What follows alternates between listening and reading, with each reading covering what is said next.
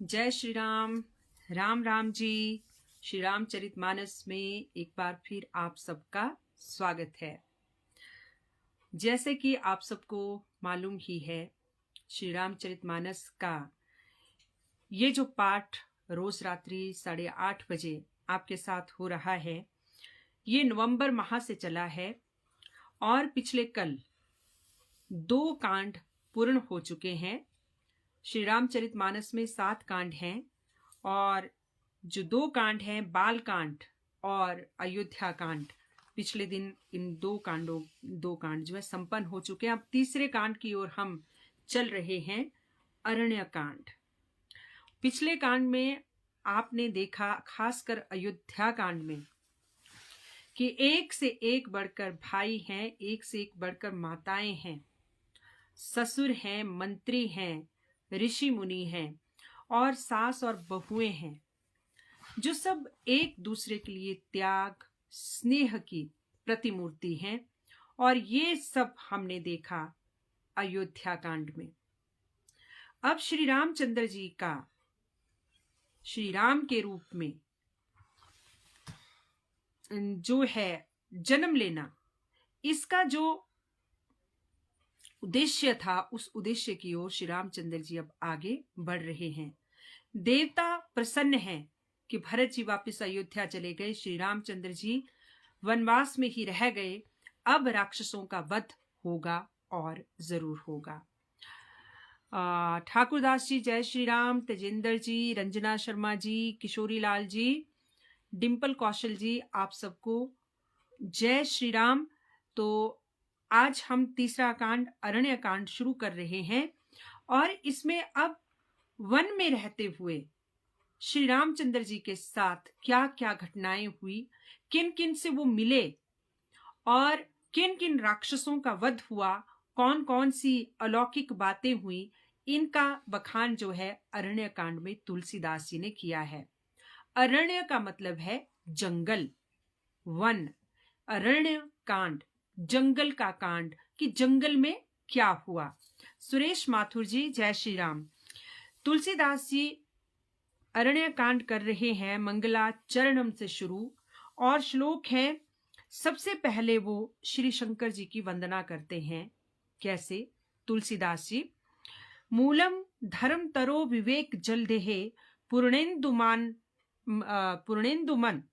आनंददम वैराग्याम्बुज भास्करम यायघ घनध्वांत पातामहम तापहम मोहाम्भोधर पूग पाट न विधौ स्वः संभवम शंकरम वंदे ब्रह्माकुलम कलंक शमनम श्रीराम भूप प्रियम। तुलसी जी वंदना कर रहे हैं पहले शंकर भगवान की, कि धर्म रूपी वृक्ष के मूल, विवेक रूपी समुद्र को आनंद देने वाले पूर्ण चंद्र, वैराग्य रूपी सूर्य, पाप रूपी घोर अंधकार को मिटाने वाले, तीनों तापों को हरने वाले, मोह रूपी बादलों को छिन्न भिन्न करने वाले, और ब्रह्मा जी के आत्मज, कलंक नाशक महाराज श्री रामचंद्र जी के प्रिय भगवान भोलेनाथ की मैं वंदना करता हूँ। संजय सूद जी, चंद्रभूषण वर्मा जी, पवन ठाकुर जी जय श्री राम।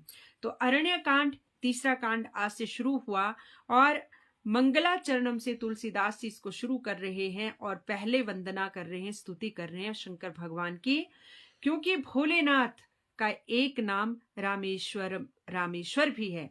रामेश्वर यानी कि जो राम के ईश्वर हैं और वो हैं भोलेनाथ, और जो श्री राम है वो भोलेनाथ के ईश्वर हैं। एक बार नारद जी ने भोलेनाथ जी से पूछा था कि भगवान, ये सारा ब्रह्मांड आपका नाम जपता है, लेकिन आप दिन रात किसका नाम जपते हो? तो भोलेनाथ जी ने श्री रामचंद्र जी का नाम लेके बताया था कि मैं श्री राम को भजता हूं।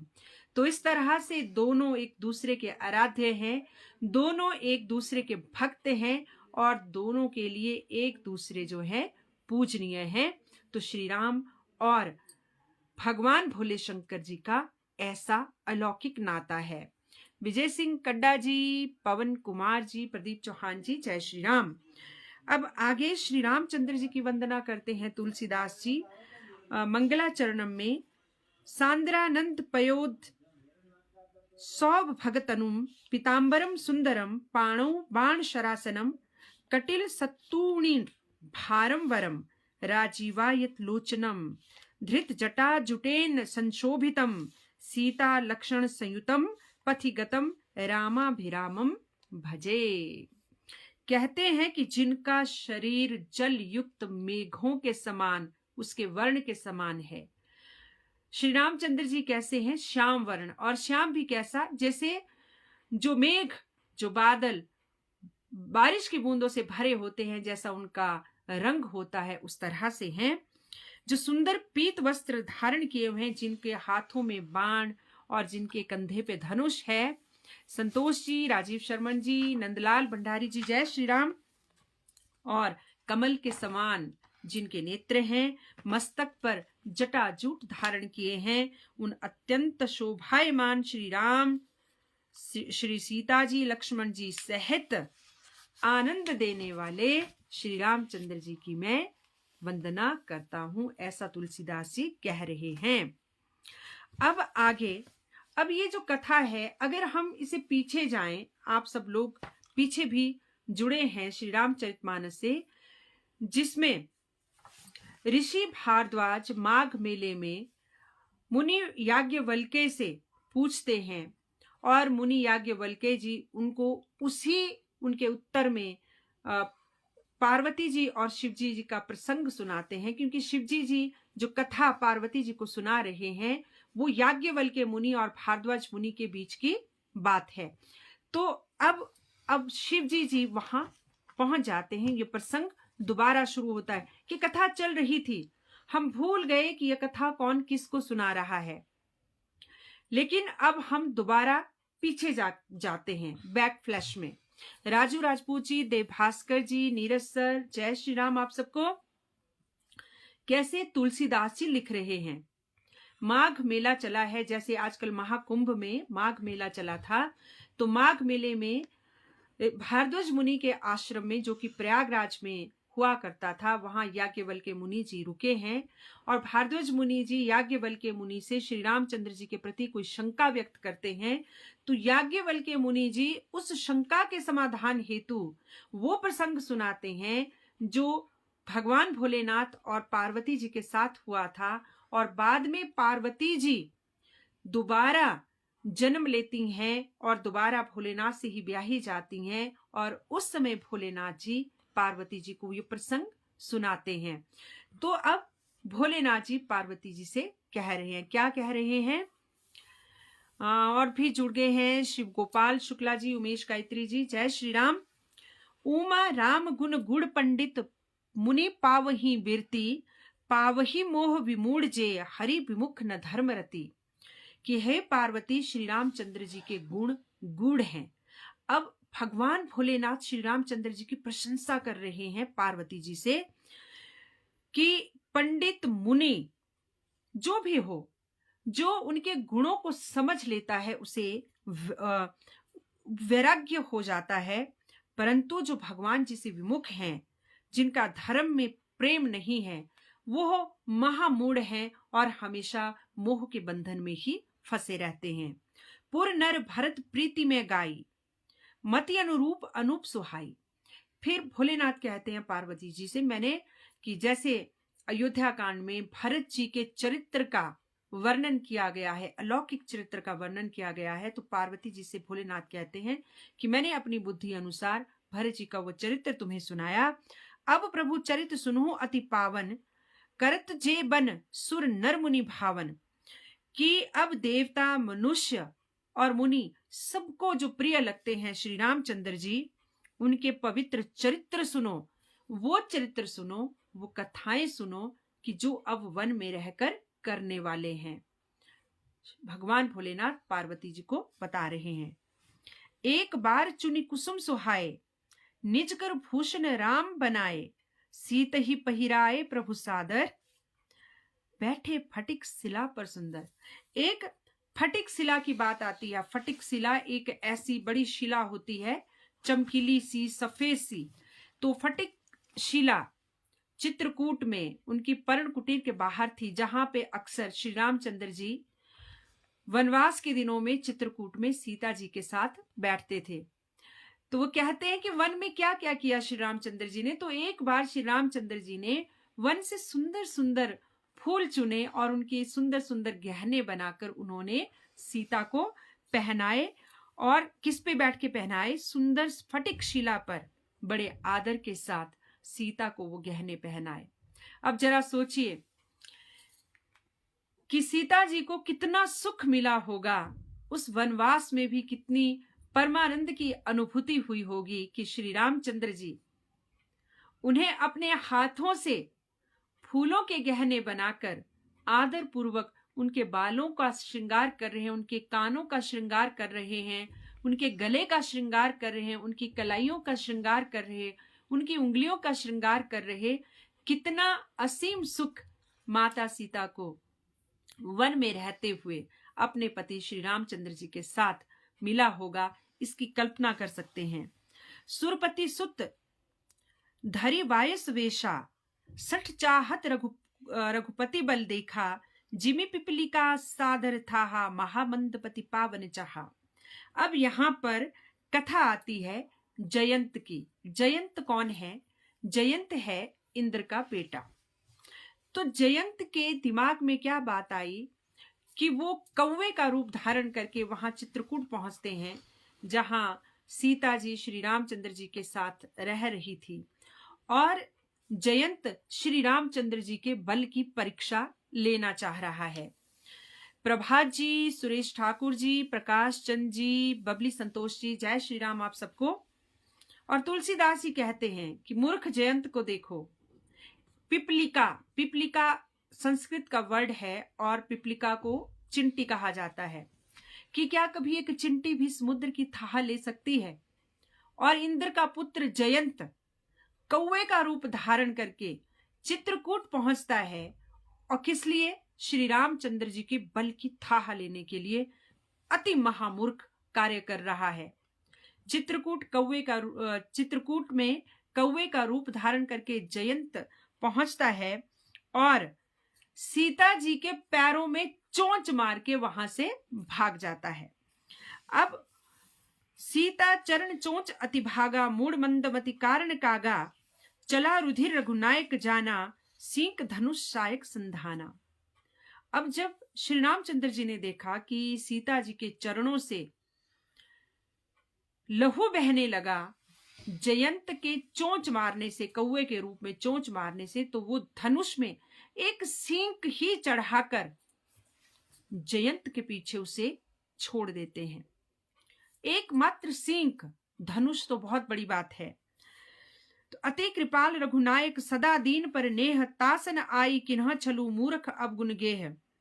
कि कहते हैं कि श्री रामचंद्र जी तो अत्यंत दयालु हैं, सब पे दया करते हैं, लेकिन उस मूर्ख का क्या करें जो श्री रामचंद्र जी के बल की थाह लेना चाहता है, उसका कौन कल्याण करे। प्रेरित मंत्र ब्रह्मासर धावा, चला भाजी बायस भय पावा, धरि निज रूप गयो पितुपाही, राम विमुख राखात ही नाही। जयंत ने सीता जी के चरणों में कौवे के रूप में चोंच मारी, सीता जी के चरणों से लहू बहने लगा। श्री रामचंद्र जी ने देखा, धनुष पर एक सींग चढ़ाई और मंत्रोच्चारण करके उस सींग को उन्होंने जयंत के पीछे छोड़ दिया। और आगे आगे जयंत पीछे पीछे वो मंत्रों से उच्चारित सींग उसके पीछे भाग रहा है जयंत, लेकिन वो सींग पीछा नहीं छोड़ रही है। अब भागते भागते कितना उड़ता कौवा था और उस सींग की गति बहुत ज्यादा थी। अपने रूप में आया और पिताजी की शरण में चला जाता है। कौन? जयंत, जिसने कौवे के रूप में सीता जी के पैर में चोंच मारी और जिसे खून बहने लगा। अब जब इंद्र के पास जयंत पहुंचता है तो इंद्र जयंत को अपने ही स्वयं के पुत्र को वहां से वापस कर देता है कि तुमने राम के विमुख कार्य किया है तो तुम्हें पिता के पास भी आश्रय नहीं मिलेगा। तो देखें तुलसीदास जी क्या समझाना चाहते हैं कि जो श्री रामचंद्र जी के विमुख जाता है उसे पिता के पास भी आश्रय नहीं मिलता। जो उनके विपरीत जाता है, उनके विरुद्ध आचरण करता है। भा निराश उपजी मन त्रासा, जथा चक्र भय ऋषि दुर्वासा, ब्रह्मधाम शिवपुर सब लोका, फिरा श्रमित व्याकुल भय शोका। कि एक बार दुर्वासा ऋषि के साथ भी ऐसा ही हुआ था कि उन्होंने भगवान विष्णु के किसी भक्त का अपमान कर दिया था और उनके पीछे सुदर्शन चक्र पीछे लगा था, और दुर्वासा ऋषि की भी वही हालत हुई थी जो इस समय जयंत की हुई है। जयंत तीनों लोकों में भागा, लेकिन उसे कहीं शरण नहीं मिली, और श्री रामचंद्र जी का जो धनुष था सिंह के रूप में, वो उसके पीछे पड़ा रहा। काहू बैठन कहा न ओही, राखी जो सकही राम कर द्रोही, मातु मृत्यु पितु समन समाना, सुधा हुई विष सुनु हरि जाना। अब श्री रामचंद्र जी के विमुख जो जाता है उसका क्या हाल होता है, क्योंकि श्री रामचंद्र जी मर्यादा पुरुषोत्तम है, वो कोई जादूगर नहीं है। उन्होंने अपने अंदर जो मर्यादाएं निर्धारित की हैं, सत्य, त्याग, धर्म परायणता और मातृपितृ भक्ति, भगवान की भक्ति, सबके प्रति प्रेम, सबके प्रति दया और सबको शरण देना, श्री रामचंद्र जी के बहुत सारे गुणों में से ये थोड़े से गुण हैं जिसकी मैं व्याख्या कर रही हूं। और ये गुण अगर किसी भी इंसान के अंदर आ जाएं तो वो अलौकिक हो जाए, लेकिन आते नहीं हैं क्योंकि हम मोह माया में फंसे रहते हैं। अब जयंत को कहीं भी कोई बैठने तक को नहीं कह रहा था। जो राम का द्रोही है उसे कोई बैठने के लिए भी नहीं कहेगा। जयंत की हालत क्या हो रही है? जयंत की हालत वही हो रही है कि जैसे उसको माता भी मृत्यु के समान दिख रही है और पिता यमराज के समान और अमृत विष के समान दिख रहा है। ऐसा जयंत का हाल हो चुका है। मित्र करे सत रिपु के करनी, कि मित्र सैकड़ों शत्रुओं की सी करनी करने लग जाता है अगर आप राम के विमुख होते हैं। ता कह विधु विबुध नदी बैतरनी, और जो गंगा मैया है वो यम नदी के समान दिखने लगती है। सब जगुता ही अन लहुते ताता, जो रघुवीर विमुख सुनु भ्राता। हे कि जो श्री रघुनाथ जी के विमुख हो जाता है उसे ये संपूर्ण जो ब्रह्मांड है वो तेज अग्नि के समान दिखाई देने लगता है, जिसका ताप वो सहन नहीं कर पाता। नारद देखा बिकल जयंता। अब नारद जी आकाश मार्ग से जा रहे हैं, जयंत को देख रहे हैं कि वो इधर उधर भाग रहा है और सिंह उसके पीछे भाग रही है। जयंत को कोई आश्रय नहीं दे रहा, कोई बैठने को नहीं कह रहा। पिता ने दुत्कार दिया, माता ने दुत्कार दिया। तो नारद जी जयंत के पास जाते हैं, कहते हैं लागी दया कोमल चित संता। नारद जी को दया आ जाती है क्योंकि संतों का जो हृदय है वो कोमल होता है। पठवा तुरत राम पहिता ही, उन्होंने उसे समझाकर श्री रामचंद्र जी के पास ही भेज दिया कि तुम्हारा उद्धार अगर कहीं है तो श्री रामचंद्र जी के पास ही है और तुम्हें कहीं आसरा नहीं मिलेगा। और कहेसी पुकारी प्रणत हित पाही। तो जयंत नारद जी की बात सुनकर दोबारा श्री रामचंद्र जी के पास जाता है, त्राही माम कहता है और मुझे आश्रय दीजिए, मेरी रक्षा कीजिए। वो श्री राम जी के पास ही पहुंचता है। आतुर सभय गहेसी पद जाई। अब वो डरा हुआ जयंत और श्री रामचंद्र जी के चरणों में पड़ता है, त्राही त्राही दयाल रघुराई, की रक्षा कीजिए। अतुलित बल अतुलित प्रभुताई, मैं मति मंद जानी नहीं पाई। कि है प्रभु आप अतुलित बल के धाम हैं, मैं आपकी प्रभुता को नहीं समझ पाया। अब जयंत श्री रामचंद्र जी के चरणों में पड़कर गिड़गिड़ा रहा है, उनकी स्तुति कर रहा है। रविशंकर जी, मीनाक्षी, दीपक शर्मा जी, राजेश पाठक जी, विजय मिश्रा जी, ओम प्रकाश जी, जय श्री राम। आप सबको निजकृत कर्म जनित फल पायूं, अब प्रभु पाई चरण तकी आयूं, सुनी कृपाल अति आरत बानी, एक नयन कर तजा भवानी। अब श्री रामचंद्र जी अपने किए हुए कर्म से उत्पन्न हुआ फल उसने पा लिया। उसने कहा मैंने फल पा लिया, मेरी रक्षा कीजिए। तो शिव जी कहते हैं कि पालू, श्री रामचंद्र जी ने उसके प्राण तो छोड़ दिए, लेकिन उसे एक आंख से काना कर दिया, क्योंकि जो सींग छोड़ी थी उसने अपना प्रभाव छोड़ना ही था, तो वो सींग उसकी एक आंख में लगी और वो काना हो गया। किन्ह मोह बस द्रोह यद्यपि ते ही कर वध उचित, प्रभु छाड़े करी छोह को कृपाल रघुवीर सम। उसने मोहवश द्रोह किया था। किसने? जयंत ने। इसलिए हालांकि उसका वध उचित था, लेकिन श्री रामचंद्र जी की शरणागति हो गया, तो श्री रामचंद्र जी ने प्राण तो उसके छोड़ दिए, लेकिन दंड देना उसको आवश्यक था। तो जो पराई स्त्री को इस तरह से दुखी करता है, उसे श्री रामचंद्र जी क्या सजा देते हैं? उसे एक आंख से काना कर देते हैं। तो इससे हमें ये सीख भी मिलती है कि पराई स्त्री पे नजर नहीं होनी चाहिए, क्योंकि पराई स्त्री की ओर जब हम देखते हैं तो हमारा सत्य बहुत सारा असत्य में बदल जाता है। और ऐसा ही प्रसंग एक रामायण में, श्री रामचरितमानस में भी आता है कि जब रावण जो है सीता को अपने वश में करना चाहता है, लेकिन हो नहीं पाती। मंदोदरी भी बड़ी पतिव्रता थी, तो मंदोदरी एक बार रावण से कहती हैं कि हे नाथ, कि आपने साम दाम दंड भेद सब कर लिया, लेकिन सीता जी को आप मोहित नहीं कर पाए, तो अगर आपने उनको, सीता जी को मनाना है, तो आप श्री रामचंद्र जी का वेश लेके उनके पास क्यों नहीं पहुंचते?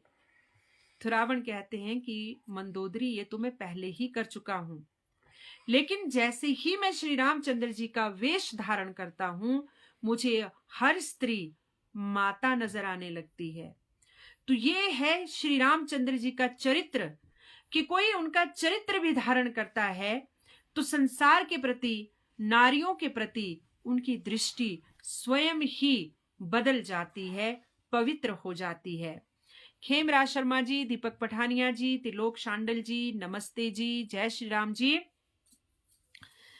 रघुपति चित्रकूट बसी नाना, चरित किए श्रुति सुधा समाना, बहुरी राम अस मन अनुमाना, हुई भीर सब ही मोहि जाना। अब भोलेनाथ जी पार्वती से कहते हैं कि चित्रकूट में रहते हुए बहुत सारे प्रसंग हुए, छोटे छोटे प्रसंग हुए जो श्री रामचंद्र जी के साथ हुए। बहुत अच्छा समय चित्रकूट में श्री रामचंद्र जी ने बिताया, लेकिन अब बहुत सारे लोगों को, ऋषियों को, मुनियों को, बहुत जनों को पता चल गया था कि श्री रामचंद्र जी सीता और लक्ष्मण सहित यहाँ रह रहे हैं, तो नित्य रोज वहां मिलने वालों की भीड़ लगी रहती थी। तो श्री रामचंद्र जी का जो वन में आने का प्रयोजन था, वो उन्हें कहीं ठीक से दिख नहीं रहा था। उन्हें लगा कि अब इस स्थान का पता सबको चल गया है, तो क्यों ना अब चित्रकूट से विदा ली जाए। तो चित्रकूट का प्रसंग यहीं तक है कि चित्रकूट का जो सबसे सुप्रसिद्ध प्रसंग है वो है भरत मिलाप का प्रसंग, जो कि हमने अयोध्या कांड में पढ़ा और वो हो चुका है। भरत मिलाप के बाद जब वो लोग, भरत जी अयोध्या आ गए, उनकी चरण पादुकाएं ले गए, फिर उन्होंने चरण पादुकाओं को राज सिंहासन पे रखा और स्वयं वो नंदेग्राम में बिल्कुल वैसे ही श्री रामचंद्र जी की तरह जटाजूट वलकल वस्त्र धारण करके पर्ण कुटीर में रहते हैं। वहीं से अयोध्या का राजकाज देखते हैं, उन चरण पादुकाओं का सेवक बनके, और जनक जी फिर अपने जनकपुरी को चले जाते हैं। उसके बाद चित्रकूट में जो खास प्रसंग होता है वो वही होता है जो जयंत का प्रसंग है। फिर जयंत के प्रसंग के बाद छोटी मोटी नित्य रोज कुछ ना कुछ तो होता ही रहता है, लेकिन कोई ऐसी बहुत विचित्र या बड़ी घटना नहीं हुई जिसका कि चित्रकूट में कोई और प्रसंग मिलता है। और श्री रामचंद्र जी को जब ये लगने लगा कि अब यहाँ मिलने वालों की भीड़ हो गई है, आसपास सबको मालूम हो गया है कि मैं यहाँ ठहर रहा हूं, तो अब वो आगे की ओर प्रस्थान करने की सोचते हैं, चित्रकूट को छोड़ने की सोचते हैं। तो चित्रकूट का प्रसंग इतना है, यहीं तक है। और जो इसकी जो विशालता है चित्रकूट प्रसंग की, वो भरत जी के भ्रातृत्व प्रेम की विशालता है, उनके त्याग की विशालता है, और उनके मोक्ष की, उनके वैराग्य की विशालता है चित्रकूट प्रसंग। अब आगे चित्रकूट प्रसंग यहीं तक है। सकल मुनि ही सन विदा कराई, सीता सहित चले दो भाई, अत्रि के आश्रम जब प्रभु गयु, सुनत महामुनि हर्षित भयु। अब श्री रामचंद्र जी ऐसे ही चुपचाप चित्रकूट से नहीं चले जाते हैं। जितने भी आसपास ऋषि मुनि हैं जो वहां पे पर्ण कुटीर बना के रह रहे हैं या गुफा में रह रहे हैं, तो श्री रामचंद्र जी सीता और लक्ष्मण सहित उन सब से मिले, उन सब से विदा ली और अब वो वहां से प्रस्थान करते हैं और आगे अब पहुंचते हैं अत्रि मुनि के आश्रम में। अत्रि मुनि के आश्रम की जो ये कथा है, जो ये प्रसंग है, वो बहुत ही प्यारा प्रसंग है। तो आगे देखते हैं अत्रि मुनि के आश्रम में क्या होता है। मूर्तु ठाकुर जी, संजय सूद जी, संजीव कुमार जी, जय श्री राम, स्वागत है आप सबका। अत्रि मुनि की पत्नी है अनुसुया। एक जहन में प्रश्न उठता है, जब हम छोटे छोटे बच्चे थे तो कई बार मेरे दिमाग में भी ये चीज आती थी कि सीता जी, माता सीता 14 वर्ष तक वनवास में रही, यहां तक कि वो रावण की कैद में भी रही अशोक वाटिका में। वो जो वस्त्र पहनती थी वो 14 वर्ष तक फटे नहीं, मैले नहीं हुए और उनके पास एक ही जोड़ी वस्त्र था, उनके पास दूसरी जोड़ी भी नहीं थी।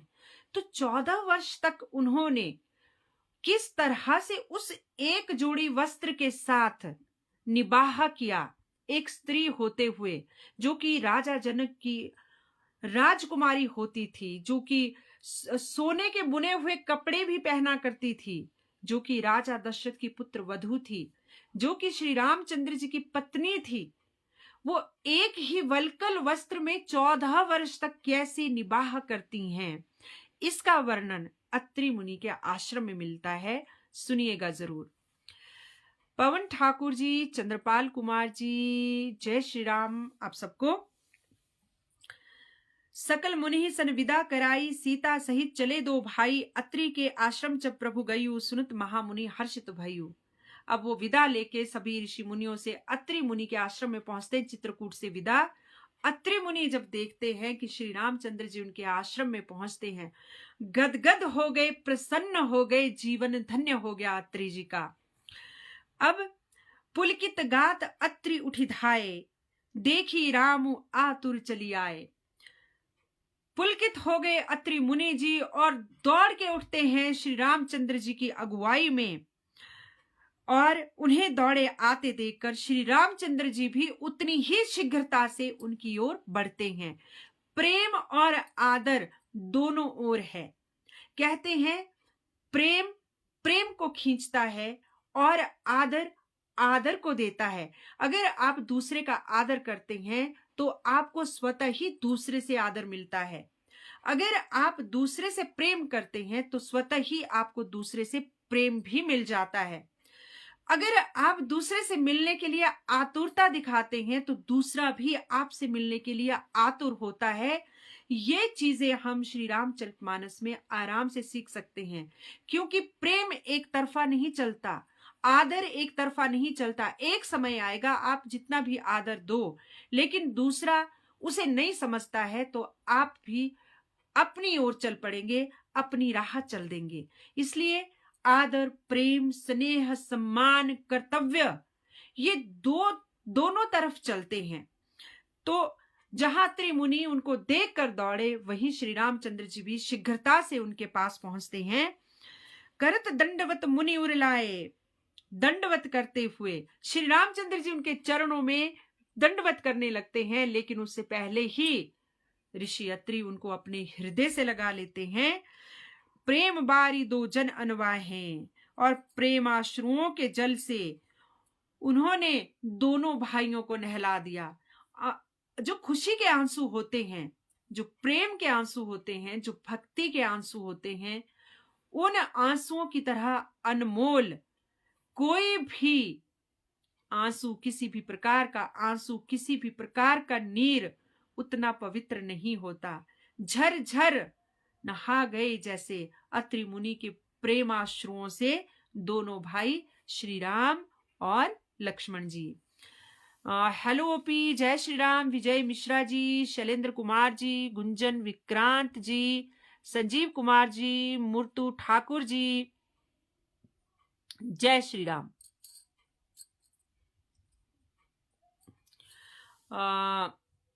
अब आगे चलते हैं। देखी राम छवि नयन जुड़ाने, सादर निज आश्रम तब आने, करी पूजा कही वचन सुहाए, दिए मूल फल प्रभु मन भाए। श्री रामचंद्र जी की छवि देखकर अत्रि मुनि के नेत्र शीतल हो जाते हैं और वो श्री रामचंद्र जी को आश्रम में लाते हैं, उन्हें बिठाते हैं और बड़े स्वादिष्ट उनको कंद और फल मूल खाने को देते हैं, जो बड़े प्रेम से श्री रामचंद्र जी ने, लक्ष्मण जी ने, सीता जी ने ग्रहण किए। प्रभु आसन आसीन भरी लोचन शोभा निरखी, मुनिवर परम प्रवीण जोरी पानी स्तुति करत। प्रभु अब आसन में विराजमान हैं। अत्रि मुनि के आश्रम में नेत्र भरकर मुनि श्रेष्ठ अब श्री रामचंद्र जी की स्तुति करने लगते हैं। ऐसे ही जैसे हमने अपने घर की पूजा घर के पीढ़ों में भगवान बिठाए होते हैं, स्तुति करते हैं, उसी तरह से अत्रि ऋषि जी को लग रहा है स्वयं श्री हरि नारायण उनके आश्रम में पहुंचे हैं। उनका कंद मूल फल से उनका उन्होंने स्वागत किया और अब उनकी वो वंदना करते हैं। तो वंदना, नमामि भक्त वत्सलम कृपालु शीत कोमलम, भजामि ते पदाम्बुजम अकामिनाम स्वाधामदम, निकाम श्याम सुंदरम भवाम्बु नाथ मंदरम, प्रफुल्ल कंजलोचनम मदादि दोष मोचनम, प्रलंब बाहु विक्रमम प्रभो अप्रमेय वैभवम, निशंग चाप सायकम धरम त्रिलोक नायकम, दिनेश वंश मंडनम महेश चाप खंडनम, मुनिंद्र संत रंजनम सुरारि वृंद भंजनम, मनोज वैरि वंदितम अजाजि देव सेवितम, विशुद्ध बोध विग्रहम समस्त दूषणापहम, नमामि इंदिरापतिम सुखाकरम सताम गतिम, भजे सशक्ति सानुजम शचीपति प्रियानाजुम, त्वदंधघ्री मूल ये नरः भजन्ति हीन मत्सरः, पतन्ति मो नो भवार्णवे वितर्क विचि संकुले, विविक्त वासिनी सदा भजन्ति मुक्तये मुदा, निरस्य इंद्रियादिकम प्रयान्ति ते गतिम स्वकम, त्वमेकम अद्भुतम प्रभुम निरीहमीश्वरम, विभुम जगद्गुरुं च शाश्वतं तुरीयमेव केवलम, भजामि भाववल्लभम कुयोगिनां सुदुर्लभम, स्वभक्त कल्पपादपम समम सुसेव्य मनवहम, अनूप रूप भूपितम नतो अहम उर्विजापतिम, प्रसीद मे नमामि ते पदापज भक्ति देहि मे, पठन्ति ये स्वतम इदम नरादरेण ते पदम, व्रजन्ति नात्र संशयम त्वदीय भक्ति संयुक्तः। तो इस तरह से वो विनती करते हैं।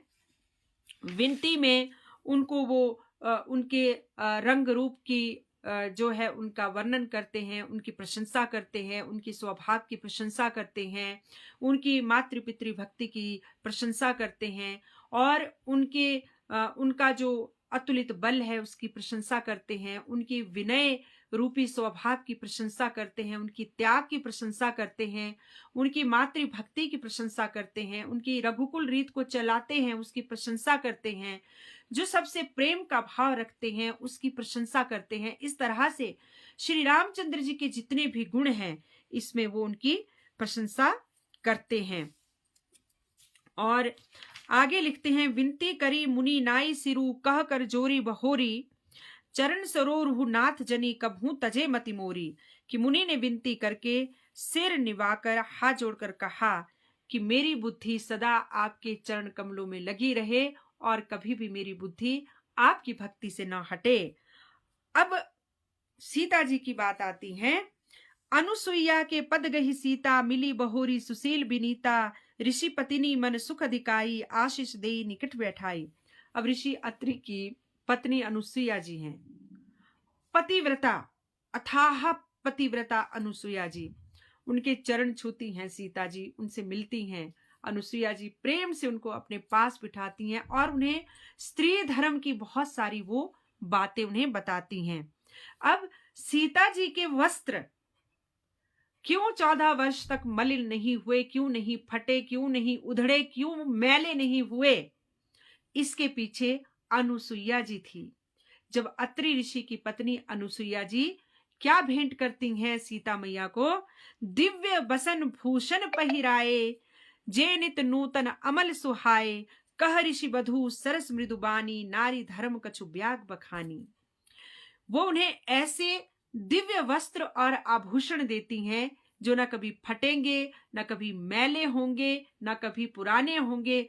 वो सदा, चाहे आंधी हो, बरसात हो, धूप हो, मिट्टी हो, कीचड़ हो, पानी हो, बारिश हो, वो रात्रि उनके साथ सो जाएं, सुबह वैसे ही उठ जाएं, वो नित्य हर पल नितांत नए और पवित्र होंगे।